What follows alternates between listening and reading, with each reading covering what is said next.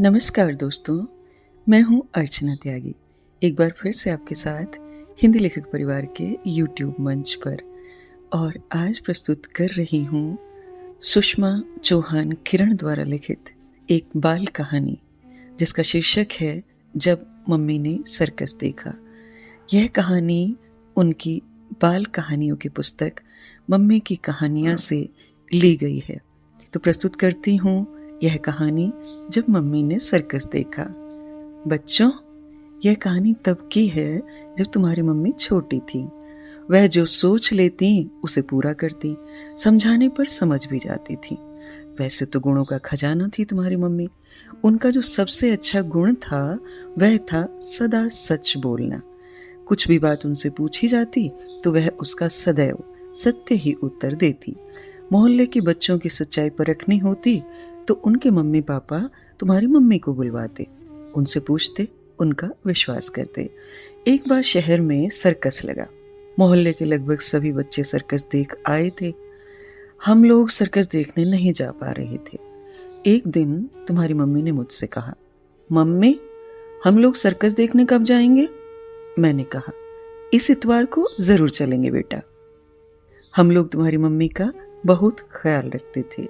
वह पढ़ने में भी बहुत तेज थी और जैसा कि मैंने पहले ही कहा है कि उसमें सारे अच्छे गुण थे, इसलिए हम उसका पूरा ख्याल रखते थे। मनोरंजन के लिए पार्क में, मेले में और नाटक दिखाने भी ले जाते थे। इतवार आ गया। तुम्हारी मम्मी सुबह से ही बहुत खुश थी। शाम हुई, हम लोग सर्कस देखने गए। सर्कस के पंडाल को देखकर ही उसकी खुशी का ठिकाना न रहा। हाथी, शेर और भालू आदि जानवर देखकर तो उसे बड़ा मजा आ रहा था। हाथी का पूजा करना, प्रसाद चढ़ाना, घंटी बजाना और स्टूल पर चढ़कर बैठना तो वह देखती ही रह गई। जोकर के करतब देखकर तो वह हंस हंस कर लोटपोट हो रही थी। तुम्हारी मम्मी के मन को सर्कस की लड़कियां बहुत भा गईं। छोटे छोटे चमकदार कपड़ों में वो बहुत आकर्षक लग रही थी। कभी एक पहिए की साइकिल पर अपना संतुलन बनाती आती तो कभी उनके दोनों हाथों में 3 चाकू होते। वह उन्हें इस तरीके से उछालती कि 2 चाकू हमेशा उनके हाथ में होते और तीसरा हवा में। मजे की बात यह थी कि एक बार भी और एक भी चाकू जमीन पर नहीं गिरा। यह उनके प्रतिदिन के अभ्यास का परिणाम ही था। लड़कियों की यह कलाबाजी देखकर सभी चकित थे। तुम्हारी मम्मी को जिस चीज ने सबसे ज्यादा आकर्षित किया वह थी मौत की छलांग। ऊपर चारों ओर झूले लगे थे, नीचे बहुत बड़ा जाल था। झूले पर लड़कियां झूला झूलती, एक से दूसरे झूले पर कूद कर चली जाती, फिर वहां से लगाती मौत की छलांग। जाल पर कूदती, उछलती, गिरती, खड़ी होती, हवा में कूदती, गिरती। साथ ही बैंड पर आकर्षक धुन बज रही थी और दर्शक अनवरत तालियां बजा रहे थे। कभी कभी तालियों की आवाज के आगे बैंड की आवाज धीमी सुनाई देती। घर आते समय तुम्हारी मम्मी बड़ी खुश थी। वह सर्कस के विषय में ही बातें कर रही थी, सबसे ज्यादा मौत की छलांग के बारे में। कभी पूछती, मम्मी, वह दीदी इतना ऊपर से कूदती हैं, उसे डर नहीं लगता? उसे चोट नहीं लगती? प्रश्न पर प्रश्न करती रही वह और उनके पापा उन्हें समझाते रहे। पापा ने कहा, यह सब काम गुरु से सीखने पड़ते हैं। बहुत परिश्रम व अभ्यास करना होता है। आत्मविश्वास होना जरूरी है। कई बार तो चोट भी लग जाती है। उसी रात तुम्हारी मम्मी ने सपना देखा कि वह भी सर्कस में भर्ती हो गई है। छोटे छोटे चमकीले कपड़े पहने मौत की छलांग लगा रही है, उछल रही है, गिर रही है। चारों ओर तालियों की आवाज है, बैंड की धुन है और उसके चेहरे पर है सफलता प्राप्त करने का गर्व। सुबह सोकर उठी तो बहुत खुश थी तुम्हारी मम्मी। शमीज और कच्छी पहनी हुई थी। उठते ही पता नहीं क्या हुआ कि पलंग पर खड़ी हुई और नीचे कूद गई। बार बार कूदती रही। उन्हें मजा आ रहा था, कहीं चोट भी नहीं लगी। अपनी पहली सफलता पर वो बहुत खुश थी। दोपहर को हमने हमेशा की तरह खाना खाया और पलंग पर पहुंच गए सोने के लिए। तब भी वह सर्कस की ही बातें कर रही थी। बातों बातों में कब मेरी आंख लग गई मुझे पता ही नहीं चला। पता नहीं कब वह मेरे पास से उठी डाइनिंग टेबल पर चढ़ी और नीचे कूद गई। कूदते वक्त पता नहीं क्या हुआ कि मुंह के बल जमीन पर आ गिरी। गिरने की आवाज सुनकर मैं दौड़ कर आई, उसे गोद में उठाया। वह जोर जोर से रो रही थी।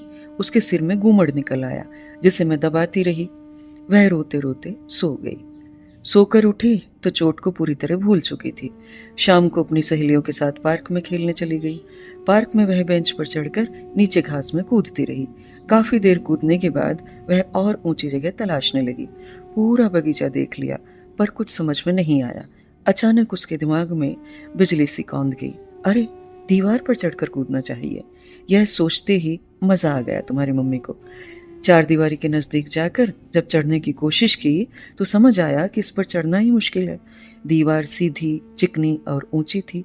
यह कोई घर तो था नहीं कि कुर्सी या कुछ उठा लाती और चढ़ जाती। खैर, 2-3 दिन तक तुम्हारी मम्मी इसी उधेड़-बुन में रही। कहावत है, जहाँ चाह वहाँ राह। तुम्हारी मम्मी को भी मनचाही मुराद मिल गई। पार्क में था एक नीम का विशाल घना वृक्ष जिसकी शाखा दीवार को छू रही थी। वह खुशी से नाचने लगी। अचानक चारों ओर ध्यान गया तो कोई नहीं था। सुनसान, उपेक्षित था वह कोना। अब उसने पेड़ पर चढ़ना शुरू किया, पर यह कोई सरल काम नहीं था। पेड़ पर पैर फिसल रहा था। उस समय उन्हें याद आया कि पापा कहते हैं कि कोई भी काम सच्चे लगन से किया जाए तो उसमें सफलता अवश्य मिलती है। बस फिर क्या था, उसका तो हौसला और बढ़ गया। चढ़ने की कोशिश करना, बार बार फिसलना, मोटे तने की छाल से रगड़ खाना, जगह जगह खरोंचे आना, किसी भी परेशानी से वह रुकी नहीं। कुछ ऊपर चढ़ी तो बड़े बड़े मकोड़ों ने काटना शुरू किया। उन्हें खींच कर निकालती तो खून निकल आता। मैं पहले ही तुम्हें बता चुकी हूँ कि वह बचपन से ही लगन की बड़ी पक्की थी। उसकी आंखों के आगे तो सर्कस का दृश्य था। बैंड की मधुर धुन और कभी खत्म न होने वाली तालियों की आवाज जो उसके कानों में गूंज रही थी। जब तक उसने तना पार किया तब तक उसका हुलिया पूरी तरह बदल चुका था। प्यास के मारे बुरा हाल था उसका। अब वह शाखा पर संतुलन बनाकर चल रही थी। उसे अपना सपना सच होता दिख रहा था। मारे खुशी के उसने इधर उधर देखा। अरे, अंधेरा हो गया।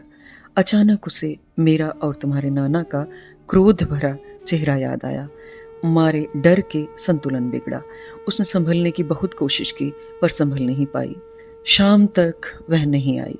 आसपास के सारे बच्चे आ चुके थे। मैं और तुम्हारे नाना ने हर घर में पूछा, जगह जगह ढूंढा, पर उसका कुछ पता नहीं लगा। अंत में हम बगीचे में गए। चौकीदार की बड़ी टॉर्च जलाकर सब जगह ढूंढ रहे थे। अचानक रोशनी में तुम्हारी मम्मी की फ्रॉक दिखाई दी। पास जाकर देखा तो बेहोश पड़ी थी तुम्हारी मम्मी। हम लोग उन्हें अस्पताल लेकर गए। बाएं हाथ और पैर पर प्लास्टर चढ़ा, कई जगह पट्टियां बंधी। तुम्हारी मम्मी को महीनों अस्पताल में रहना पड़ा। ठीक होने पर जब मैंने उनसे पूछा कि यह सब कैसे हुआ तो उसने सच सच बता दिया। तब मैंने समझाया था कि नकल करने से ज्ञान प्राप्त नहीं होता। कोई भी ज्ञान अथवा कला सही रूप में प्राप्त करनी हो तो गुरु की शरण में जाना चाहिए, तभी सफलता मिलती है।